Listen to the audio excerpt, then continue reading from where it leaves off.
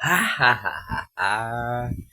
Seperti biasa kita mau cuma ngasih kritik dan saran aja nih biar kalian pada cerdas ya, nggak gulungi masalah duit, duit, duit, duit dan terus apa sih namanya?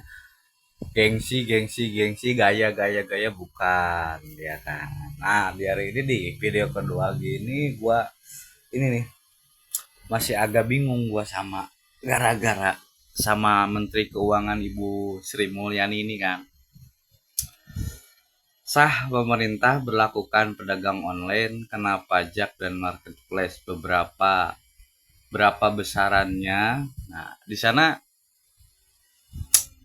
gue kadang sedih sih kenapa gue lahir di masa ini gitu loh. Di masa bukan orde baru lagi sebenarnya sih ini udah harusnya udah pada cerdas sih pemerintahannya bukan pakai pemerintahan yang masa lalu gitu dong, pencitraan, pemalsuan sejarah, pemalsuan politik demi keuntungan rakyatnya, apa oknum-oknum tertentu gitu loh. Nah, di sini gue nanggapinnya kayak gini, kalau semisal ya kan lowongan kerja nggak ada nih, ini buat kalian yang mikir nih, kalau buat kalian ini apa Gen Z sama Gen S ya kan, yang baru-baru pada lulus sekolah nih, gua mau nanya ya kalian, kalau semisal lowongan kerja sedikit gara-gara semuanya industri semua udah pakai otomotif, udah pakai AI, lu mau kerja di mana tuh?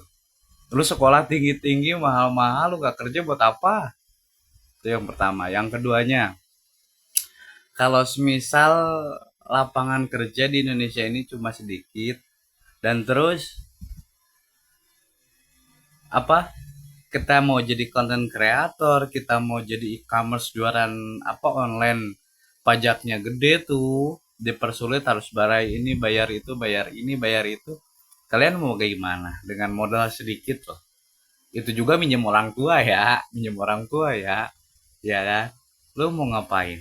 Buat Gen Z nih sama Gen Gen S kan, yang baru pada lulus tuh, ya kan? Lu mau pada ngapain? Biar kalian melek aja, bukan masalah gaya. Lu punya iPhone 16 lah, lu udah punya apa sih namanya, punya rumah dua lah, apa lu udah punya tabungan sekian M lah, bukan. Cuma masalahnya yang jadi pertanyaan, yang gua takutin, jikalau nanti gua punya anak, gua punya cucu, di zaman gua aja udah susah nyari kerja dengan, iya boleh lah standarnya SMK, tapi kalau anaknya nggak melek cuma modal gaya doang, mau kerja apa?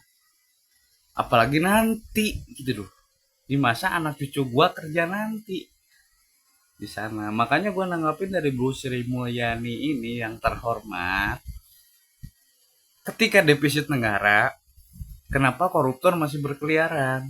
Dan yang jadi lucunya itu, harta sitaan dari koruptor itu kemana? Kenapa nggak langsung buat nutupin defisit anggaran itu? Buat ngelunasin utang, bukan malah beli mobil pejabat, bukan malah naikin gaji-gaji pejabat. Kocak. Dari sono anggarannya udah gede loh, meskipun kecil ya, UMR 4,5 juta. Cuma tunjangan-tunjangan yang lainnya di luar logika.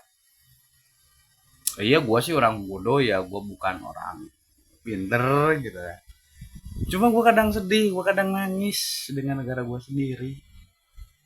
Ini intinya bener kata Soekarno, masih susahan lawan berperang dengan saudara sendiri daripada negara luar. Bener ucapan Soekarno itu. Makanya tunggu Indonesia di tahun 2030 seperti apa. Khususnya buat Gen Z nih, Gen S, kasihan. Ya kan, yang baru pada lulus, nyari channel-channel kemana, memodal gaya. Tahu-tahu jilat orang sono sini. Biar lu dapet duit, kan nggak lucu. Jati diri lu kemana? Makanya tanggapan gue Bu Sri Mulyani, ya Allah, kenapa nggak usut dulu tuh kemana anggaran-anggarannya yang hasil korupsi, jalan korupsi kemarin kemana? Udah buat tutup defisit negara. Tahu masyarakat juga pada berkembang kok. UMKM-nya jangan dipersusah, iya kan? Bentar-bentar pajak nyampe pecel letok trotoar jalan tuh yang milik pemerintah nanti dipajakin, sampai undangan-undangan pernikahan dipajekin. Ya Allah, ini negara apa preman? Katanya premanisme dihapuskan, tapi kok ini masih ada. Berpikir cermat, bukan modal gaya tapi ada isinya.